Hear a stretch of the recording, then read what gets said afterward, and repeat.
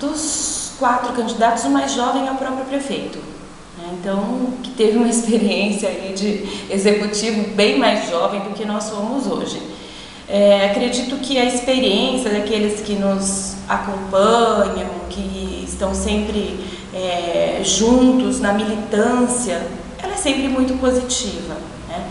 Mas isso não elimina a responsabilidade do prefeito, ou por ser jovem, ou por ser de muita idade. Isso daí eu acho que não é critério para se dizer que uma gestão ela pode ter um problema por ser muito jovem ou não. Eu acho que existe experiência, por exemplo, no meu caso, política e administrativa. Eu reúno todas as condições para ser prefeita da cidade.